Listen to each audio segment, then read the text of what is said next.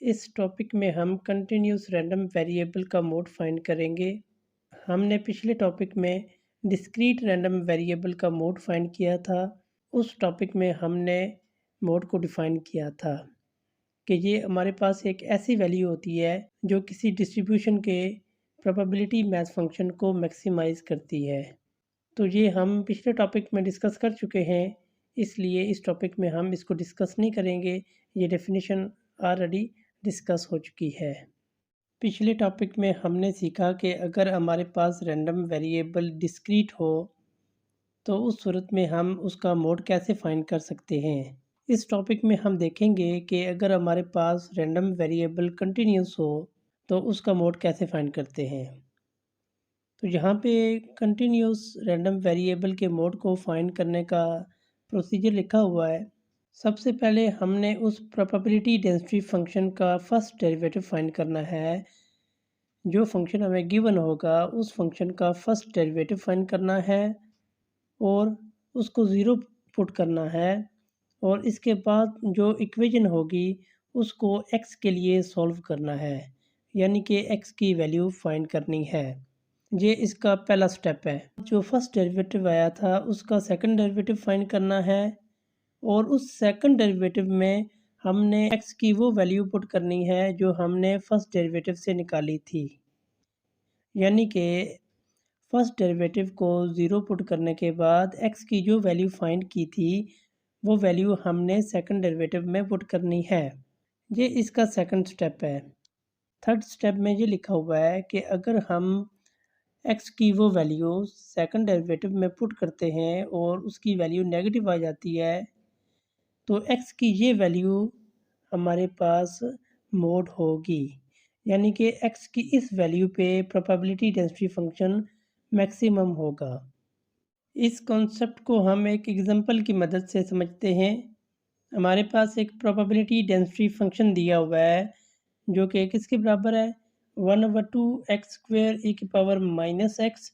Interval है इसका 0 से इन्फिनिटी और इस इंटरवल के अलावा हमारे पास ये जो प्रोबेबिलिटी डेंसिटी फंक्शन है ये 0 के बराबर है।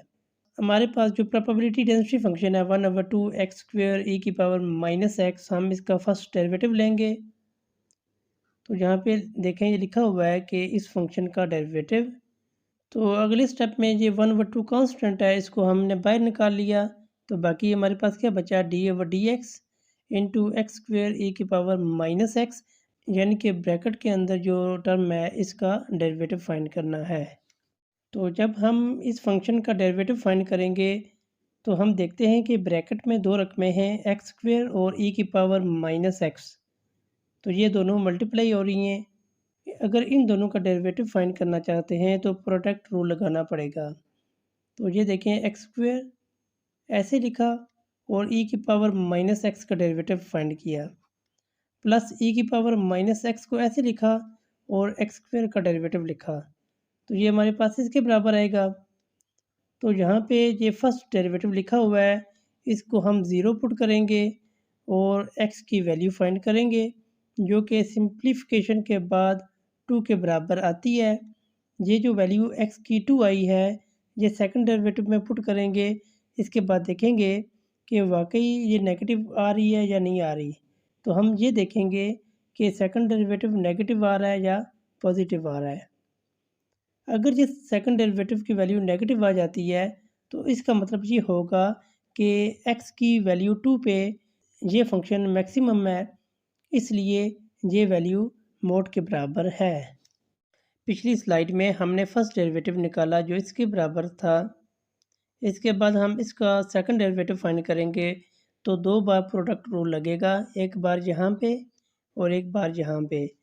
तो डेरिवेटिव लेने के बाद तो सिंप्लीफिकेशन के बाद इसका जो जवाब आएगा सेकंड डेरिवेटिव का वो इसके बराबर आएगा ई की power minus X minus 2x E की power minus X plus 1/2 X square E की पावर माइनस एक्स।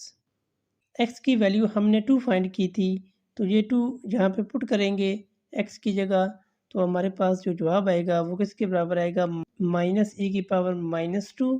तो ये 0.135 के बराबर होता है। ये एक नेगेटिव नंबर है, इसका मतलब ये है कि इस वैल्यू पे ये फंक्शन मैक्सिमम है।